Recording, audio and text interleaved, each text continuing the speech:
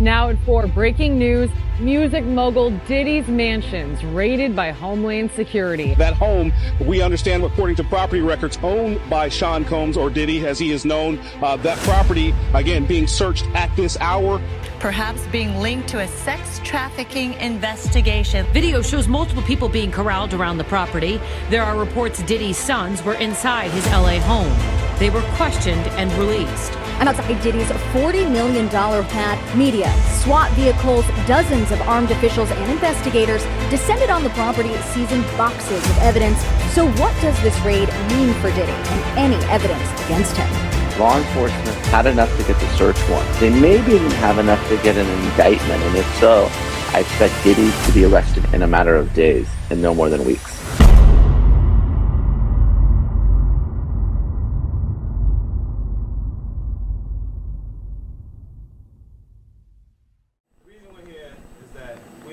Excited about this new group that we have by the name of Dream. I'm not going to give you a whole lot of talk about it, but I'm just going to let you see it for yourself. And I just want to thank everybody for coming out. Hopefully you enjoy what you see. And I'm sure you will. And I look forward to taking them to a night like last night. All right. I like that. How do you do that? You begin right here.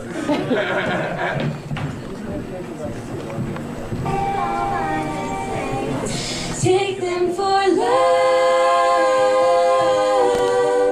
however long it takes.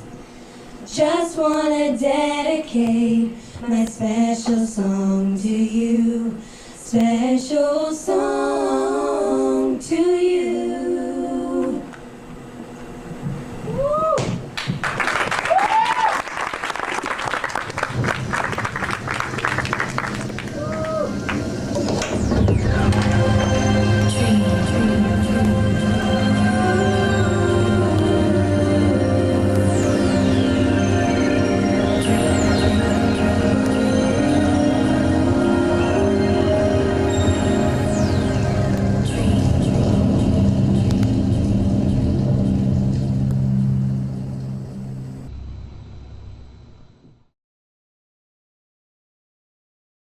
I was 13 years old and I was really immature, bored, and I saw the number on the TV, 100 Be a Star. I dialed it up immediately without thinking, and when my mom got home, I'm like, hey Mom, we're going to Hollywood.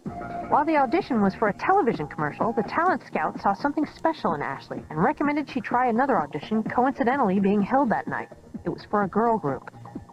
Immediately we noticed Ashley's beauty. She's really cute. Among the hundreds of other hopefuls were 13-year-old Holly and 14-year-old Melissa. And it was basically this very large cattle call. Like I remember getting there and there seemed to be no direction. There was everyone from the ages of maybe 10 to 30. And then she selected 5 of us. It was Alex Chester, Holly, Ashley, me, and then another girl. I don't even remember her name.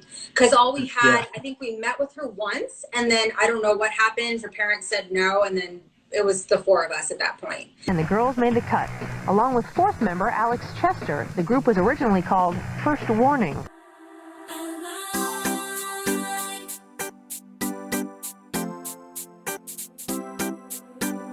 When you're holding me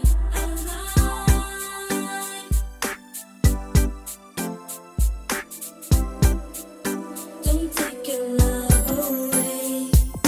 So she was trying to shop us to go the European route, and nobody wanted us. Specifically, Capitol Records turned us down and said, verbatim, we sounded like a bunch of choir girls. And so I'll never forget that. That was the feedback we got. But from my memory, I remember Judith not really able to break us. And she ended up setting up what she thought was a label meeting, which is a little shisty, okay? With 2620 and Clockwork Entertainment. And that was the production company that we ended up leaving Judith for and then going with that. And then it was basically Kenny Burns, a partner involved in that sort of, production. he had the relationship with Puff. So that's how we got him introduced with Bad Boy. When they came to audition for my partner and I, like they're literally in the, in the studio, like, could it be true? I'm so in love with you. And I'm like, okay, as a routine, that's how they were, But when they sung individually, you see this passion from a 14-year-old little girl. It was kind of like, yo, like this is a dream. The girls felt that Burns could take them in new directions and fired agent Judy Fontaine, who auditioned them. Under new management, the group changed its name to Dream. Nobody wanted to sign Dream. Everybody was scared of the girl band thing. With the rise of boy bands in the late 90s, the idea of a girl group seemed stale. But one enterprising label executive saw an opportunity. I was just really so impressed because they were so small and they were so young. I was like, wow, these girls are really talented. He gave us like a big long talk afterwards about how he runs Bad Boy and everything. So we're thinking, okay, it's a good sign. He's taking his time. The girls thought they finally made it, but Puffy wasn't going to make it that easy. And then the last thing he said to us was, well, best of luck to you guys. And that, that just kind of threw us. Fun-loving Puffy was just joking around. He signed them on the spot and molded their debut album on Bad Boy.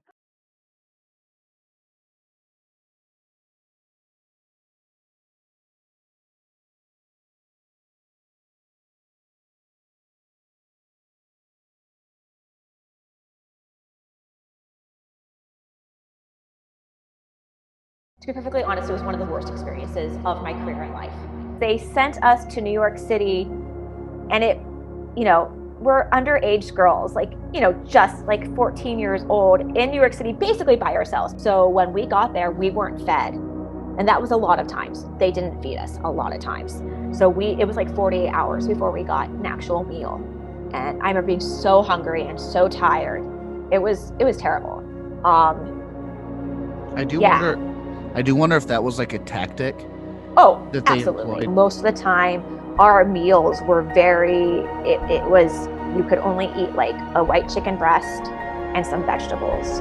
And we had to write down everything we ate. We had a personal trainer. We had to run 6 miles every day on top of 4 hours of dance rehearsal. So, I didn't have an body image complex until I went into that pop room. It's taken me years to get to where I am, where I feel like I eat whatever I want. I'm comfortable in my own skin now, finally. But it's taken me a long time because of that. And the over-sexualization of our bodies, and they tried to really play up my Asianness. So they dyed my hair black and really wanted to, this is an incredibly offensive word, for lack of a better word, jap me up, Japanese me up. And I'm only saying that because I'm half Japanese. But it was very it was gross. So yeah, there was a lot of that manipulation. Very, they were grooming us, essentially, they would compliment us and then tear us down, compliment us and tear us down, and in a way to mind control. And then they wanted us to become emancipated. So they were really pressuring all of us to live together without our parents. We couldn't even drive, you know what I mean? We're that young, we can't even drive. We're in middle school.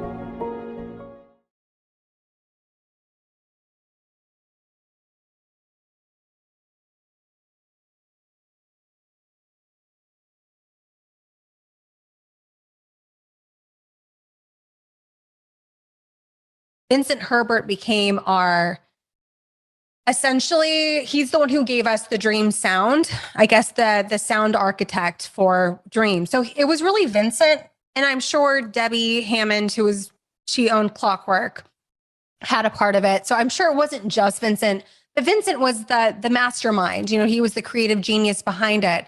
So it was Vincent, and it wasn't healthy. I remember he isolated us from each other. So I remember being in the recording studio and he would isolate Holly away from us. And then we would spend what seemed like days and weeks just isolated in a room waiting for him to call us if he ever did. Then they started to make us lose weight and get on a diet. So while Holly was in the recording studio, we would basically be working with an instructor and on a very strict diet. It was really bad. So we were forced to lose a lot of weight. I know for me, I got to a place where, it was borderline anorexia nervosa. It was bad. Say hi to the camera. Being a theater artist is a very different skill and technique than recording. Yes. So yes. I go in there as a 13, 14-year-old girl, and Vince expected me to know what I was doing. And I wasn't getting it off the bat. And I remember him screaming at me like through the glass mirror. I remember being in the very tight quarters. And I remember him being very threatening, like, if you don't get this right now, I'm cutting you, you're out, like, whatever.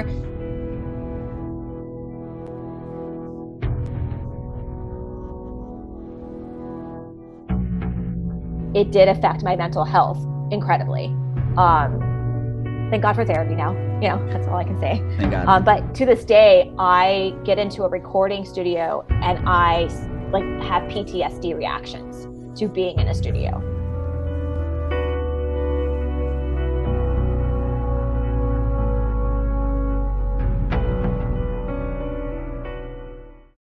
And it got to the point with the contract that our lawyer was there with all the girls and a representative from the record label was there as well. And the record label is telling us, you have to sign a contract without your lawyer. You just sign it.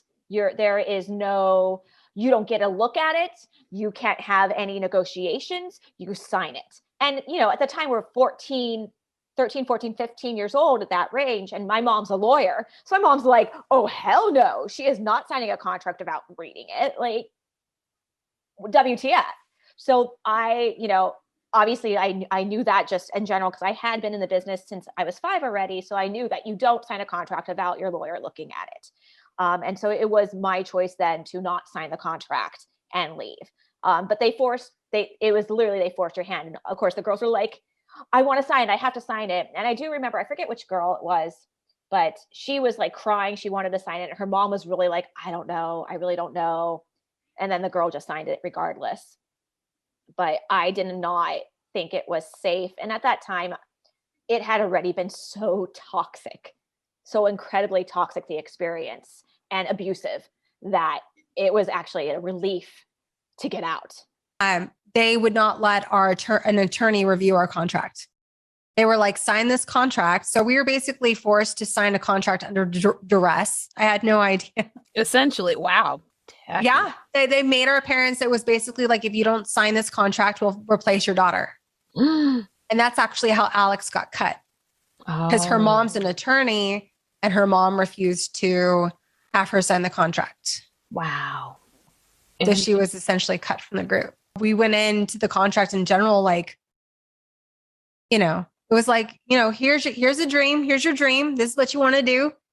I mean, and we just wanted to do what we love to do. And so I begged my mom. I was like, Mom, please. And she's like, okay, honey. And it's that sort of thing where you think, you know, we'll fix this later. But it's like, you should never have to sign a shitty deal in order to prove yourself. I mean, that's abusive. That's abusing new talent.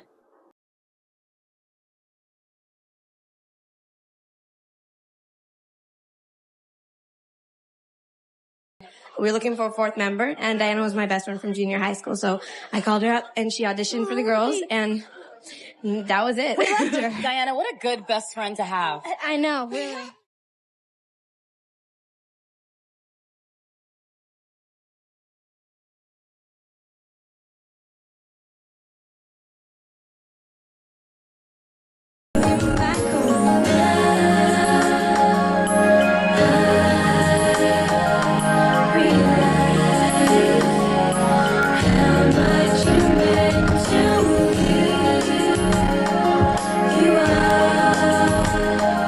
My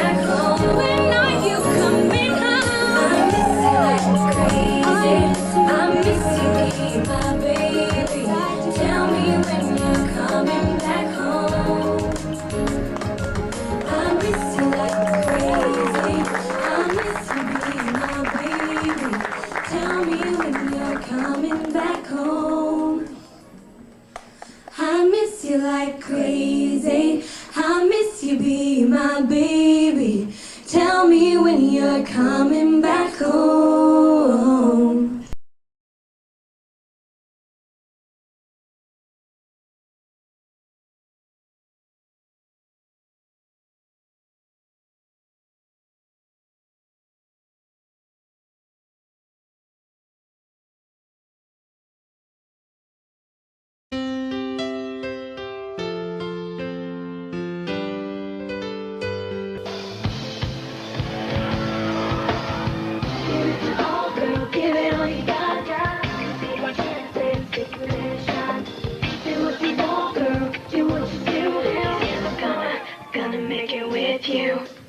Pulling battles off a flower, trying to get your way. Keep pulling till it says what you wanna say. Girl, you can pick a field full of daisies, but he'd still be my baby. I know you can only wait till I'm away from it. Instinctually, I know what you're thinking. You'll be giving him an open invitation, but my baby won't be taking it. You can touch your cherry lips, try to tempt him with a sweet kiss.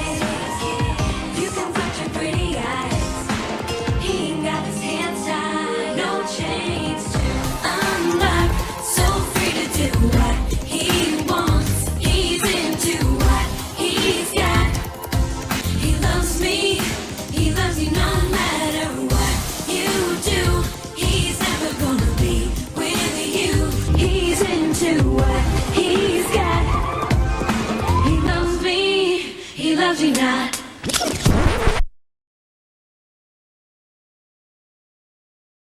I wasn't happy in the group for a very long time.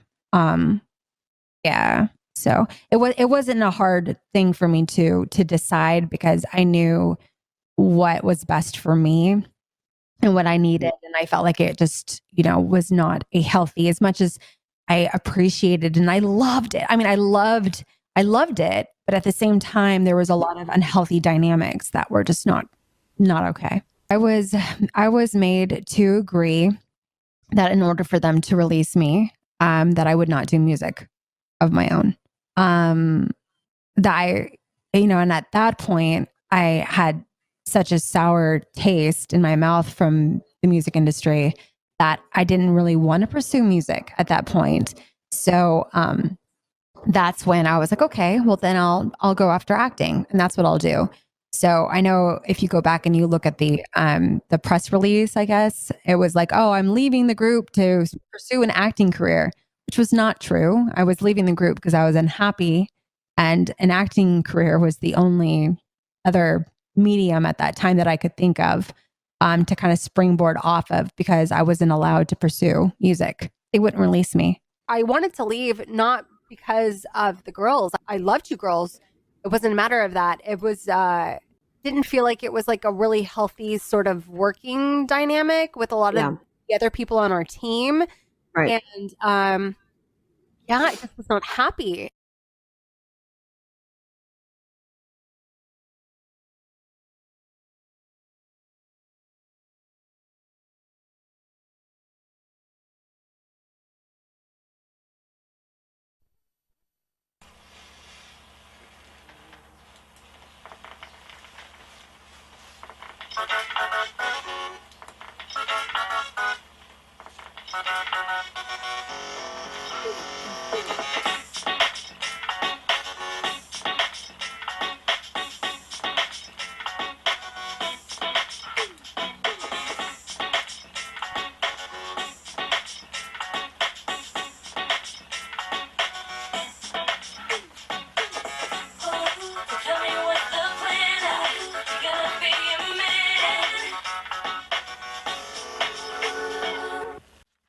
name is Casey Sheridan. I'm 15 years old. I get a feeling I can't explain.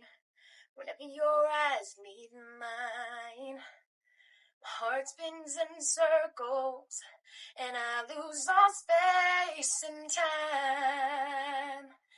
And now that we're standing face to face, something tells me it's gonna be okay. And I'm ready to fall in love tonight. I'm ready to hold my heart open wide. I can't promise forever, but baby, I'll try. Yes, I'm ready to fall in love tonight. That's very nice. That's like my favorite song in the whole world. Holly has high heels, all right. Yeah, that works. They're almost exactly the same height. Oh, they are. Wow. Holly has very high. Yeah. Oh yeah. Oh yeah. How tall are you? Like short. Yeah, 5'2", 5'3". On the small side. Yeah, I think I'm almost 5'4". I consider myself 5'4". It was actually quite a good amount of time. I want to say like a month or two before which seemed like forever, before they initiated me into the group. Like, this is official and you're here. We kind of just hung out quite a bit. In the meantime, there wasn't any like major tours. There was just kind of recording stuff happening, and I'd go to the studio, or I'm trying to think of what else we would do, like parties, but nothing really super official. I think the very first thing I ever did with the girls was standing in the shadows of Motown premiere in LA. And that was, we got to see Shaka Khan perform after the premiere, which is like, I'm dead. It's amazing. It was my first like celebrity experience, or like red carpet experience, which was just incredible. Yeah. But I remember that was even a time where I don't think they had either just told me that I had gotten into the group, or I was still kind of like in a limbo phase. I remember it was a month or two. I can't really put my finger on it, but it felt like a long amount of time where it was like, oh, we still don't know, we're still testing things out, but we really like her and whatever. And I think it was when Puffy had asked to fly me out to New York to see me and like see what I could do, and they had me kind of like ad-lib on the spot to this track in the studio to like sing to this track and just make up a song to this track. I'm like, okay. I remember surprising myself in how well I did, because I was absolutely just like nervous out of my mind. Harv Pierre was there, and Puffy never ended up being there. But I took my brother was my chaperone. So my brother was there with me. We stayed in New York for like 3 days or something just to do that. And I can't even, honestly, I just visited Bad Boy. I brought my brother, sitting in Puffy's office, and then Harv came in, but Puffy wasn't there yet, doing something else. Yeah. So I was told I was going to meet Puffy, but I didn't.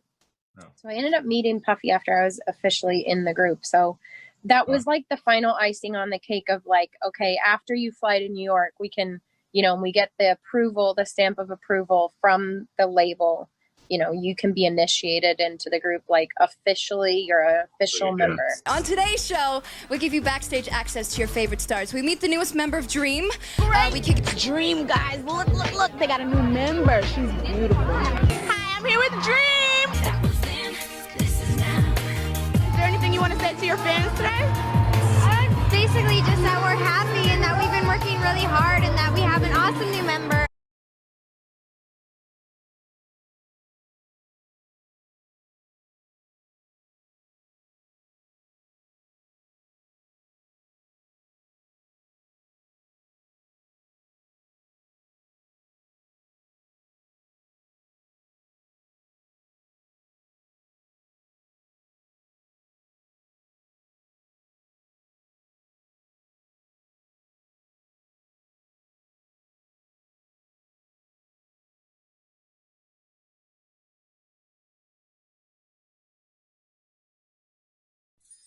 What was it like as a whole, dancing for who I'm assuming was your choreographer, Laurianne Gibson? How was she? Well, at the time, my perspective of Laurianne is different than probably what I would say now. But at the time, I did feel like Laurianne was a bit hard on me. Just from her experience, I mean, I highly respect like what she's been through in the industry. She's been everywhere. I mean, she's choreographed for everyone. She's worked her ass off. So I don't have anything to say on that. Like I bow down. She's extraordinary talent. Her work ethic, everything about her dedication. She's incredibly talented. But I will say the methods that she used are they work. However, I do think I was blind to it at the time that she can be a bit too strict with children that are not her own. We were children. We were not just performers. Some pretty harsh language with young ladies who are already like, you know, maybe we didn't deserve the success we had. Maybe we hadn't worked as hard as she had, you know, and some of that was kind of in our faces sometimes. Like, we were lucky, and especially me, because I got into a group that already had paved the way for me. And so I felt like she was especially hard on me when I first got into the group to try and break me in and to try and get me to a place where the other girls were somehow. But I mean, you couldn't rush that really if you tried. But I mean, there were other aspects that I was dealing with at the same time. I was, you know, being told by Puffy I needed to lose 8 pounds for the video, and I was being, that's a little bit of tea right there for you. You know, I was being worked really hard by trainers that at the time, like the Atkins diet was really in. Like my energy was so low. I had no carb intake. You know, I was on birth control, and my whole body was just in this like entire mess that I was being overworked. I was under eating. You know, it just kind of felt like all eyes on me all the time. I was like binge eating when I was alone, and like, you know, the emotional pain and stuff of what was going on, and like all of that, you know, and then on top of that, someone that I trusted like Laurianne, who I really did feel cared about me, but just showed it in a different way, you know, being hard on me and everything. It was a bit much. It was a bit much. And I already was a hard worker. I was someone who wanted to do this, and I knew the cost of it, and I was prepared to work as hard as I could. And so she was an incredible choreographer. She really helped me a lot as far as like my performance and my skill. I really appreciate her support still to this day. However, my critique would just be that I was a child. I was 15. I was 16. Girls in particular, I feel like there's a lot of pressure, especially on girls who are mentally like dealing so much with their weight and with their identity and all that. Yeah, I mean, so that's what I'll say. That's what I'll say is just she contributed to that. Probably some of that like mental angst that I had, but I really appreciated her and Richard Jackson, who's a really huge choreographer now, but you know, the way that they supported us, not only like in the studio and through their choreography, but also outside of it. You know, we hung out a lot in LA. We hung out. We went to movies. We went to, you know, we went to eat. We enjoyed each other's company also, and they were very encouraging off of the dance floor, like outside of the studio. Laurianne and Dickie were both very encouraging to me. It was just mostly like when we were in the studio, not Dickie, but Laurianne was pretty like harsh. So yeah, that's my impression of her. But I mean, I love her to death though. I really think she's amazing.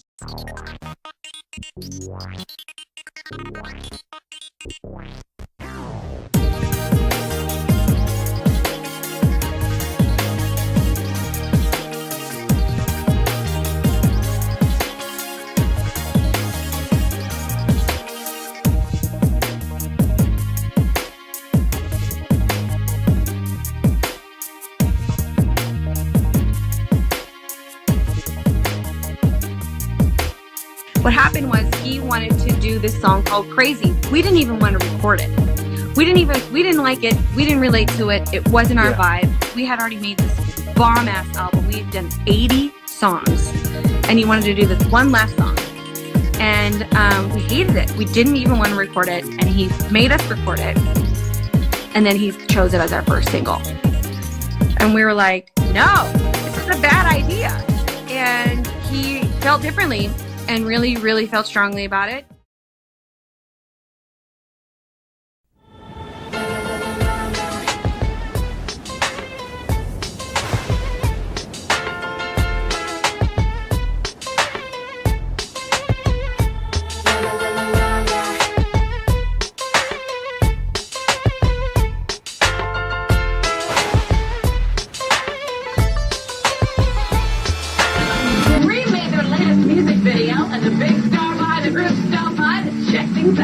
Yo, check this out, y'all. It's your boy P. Diddy. Y'all can call me Diddy, though. And check out my girl's Dream. The girls from Dream hit the scene in their teens a few years back. Now they're all grown up and working on a hot new video for their song, Crazy. Matthew Ralston was the one who did the Crazy video, who was extremely artsy, and a well-known name that like anybody would want to work with. Yeah. It seemed artistic the way it was written. But then again, Puff came in and it was like more booty popping. I want them tanner. That's why we looked orange. Really? I'm not kidding. We did 3 tans, and then they were putting makeup on us to make us even darker. And so it became a really over-sexualized thing.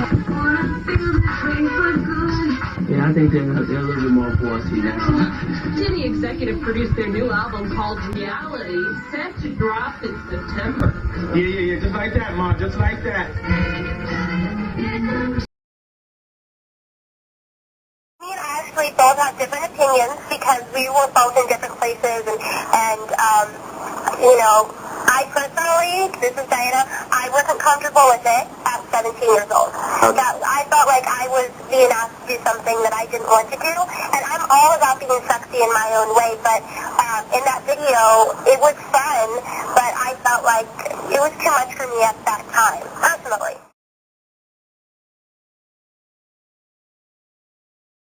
That was Dream then, this is Dream now.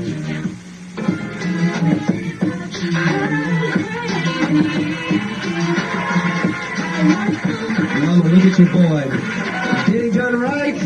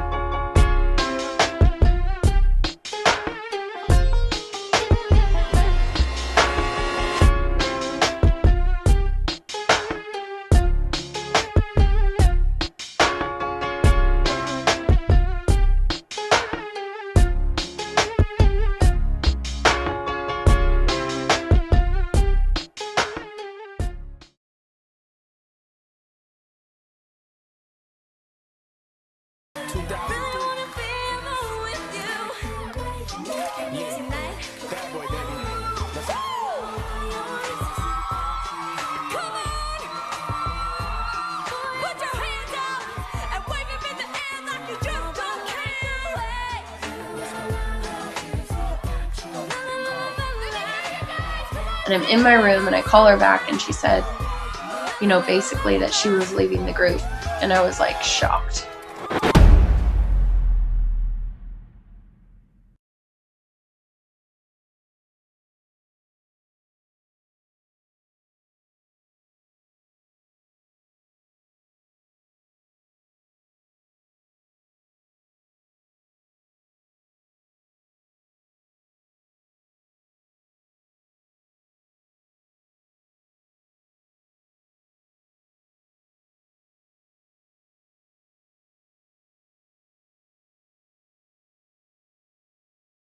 There was this push for us to be sexual and this emphasis on being skinny. We always had this mentality that we were real, we were really friends, we were really in love with music and having a good time, and suddenly that was not the game. It was how much weight can you lose and how sexual can you be?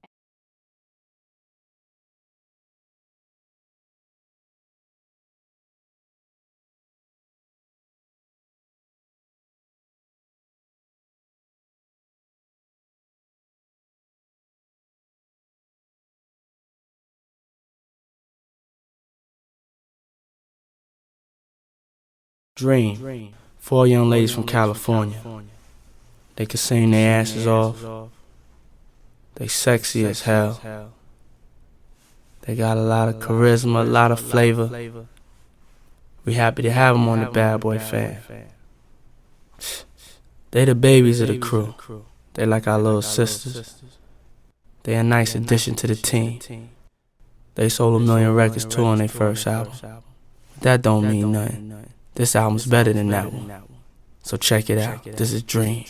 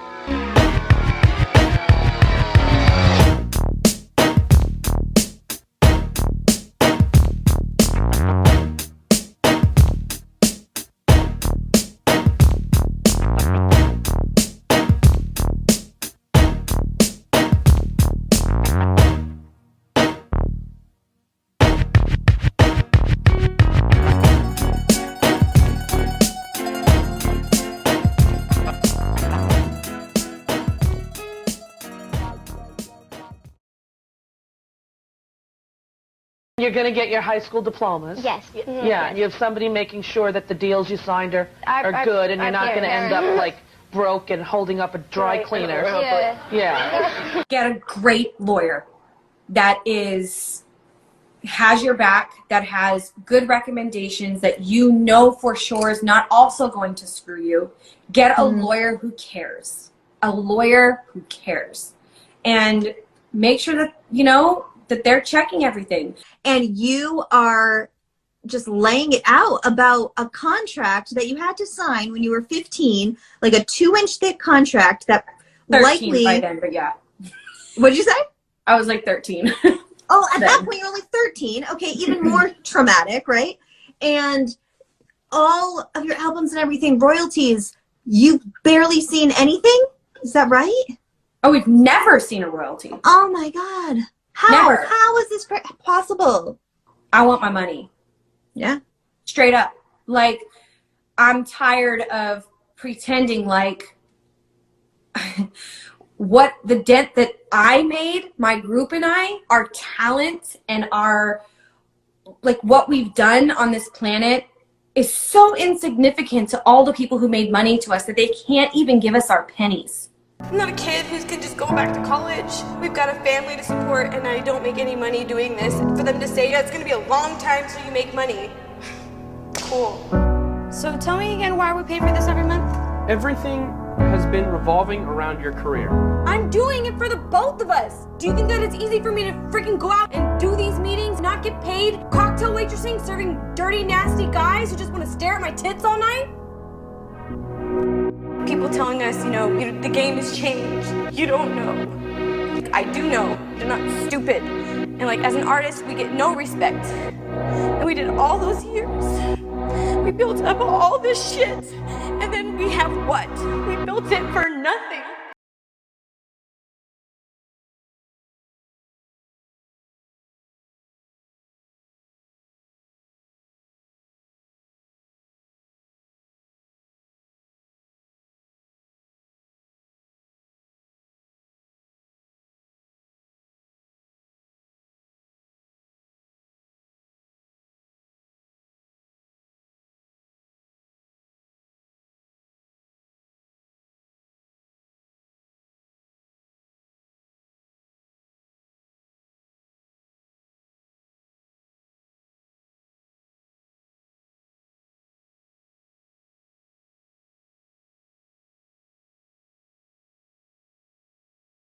Bad Boy.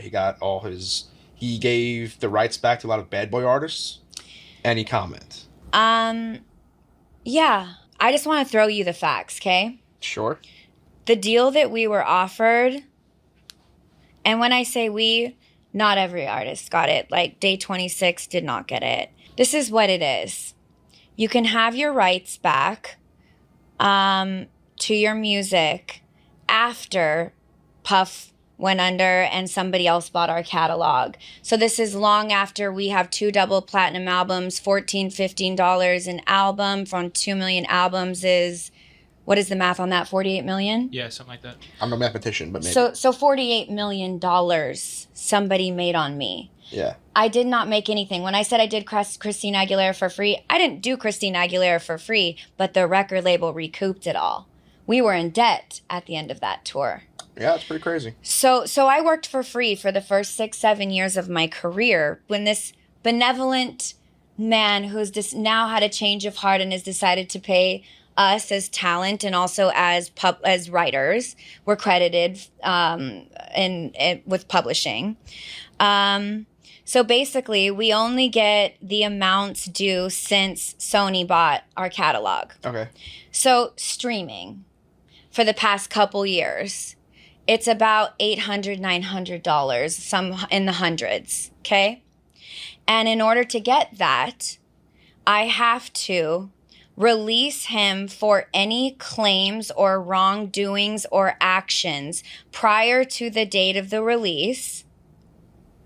I have to sign an NDA that I will never disparage Puff, Bad Boy, Janice Combs, or Justin Combs' music, or EMI, or Sony ever in public. So what's happening is artists, some of them, not all of them, are being given streaming royalties and ownership back over our publishing on songs that we wrote. At a time when you know that you have to stream a song 1 million times to make a cent. Yeah. Okay? It's hundreds of dollars.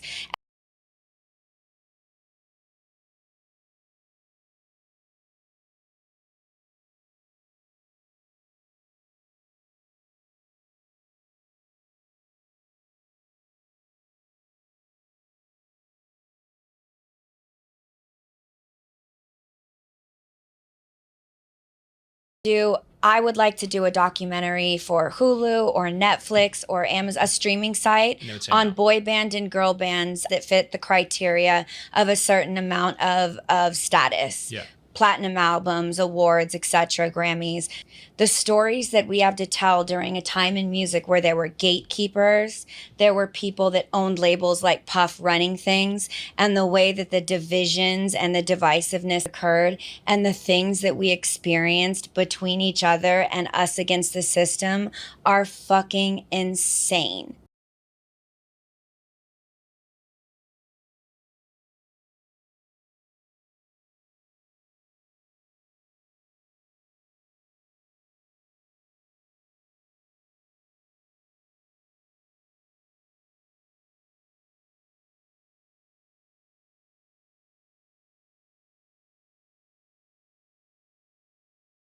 And I'm never gonna give up. You need to know I'm a fighter.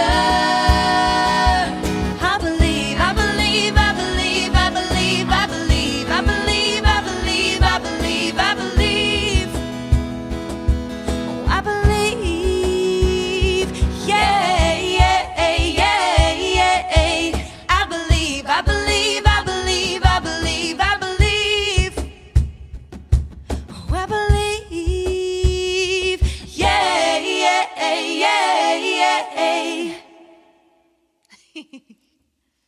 Also, just want to let everybody know we want to thank everybody out there in TRL land, MTV land for making them platinum. They platinum. So thanks a lot. Yeah. How you doing? What's up, ma? What's up, P Diddy Doodah? P Diddy Doodah. P Diddy Doodah. That's the family name. You know how your sisters. That's my younger sisters, and they have that type of thing. I love y'all. Oh, we love you too. Yeah, give it. Now say what's up to Dream, y'all.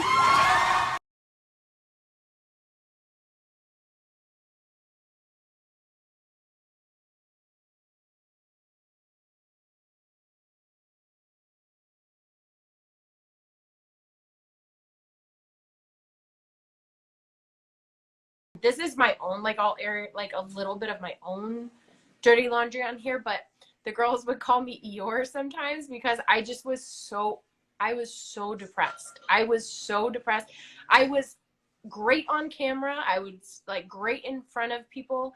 And when I had to be on, I was incredibly down. Like, I think that was a time in my life I had the most pressure on me ever. So, I mean, when it all ended, there was a huge sigh of relief for me, which is weird because my dreams came true. It was everything I wanted. Mm-hmm.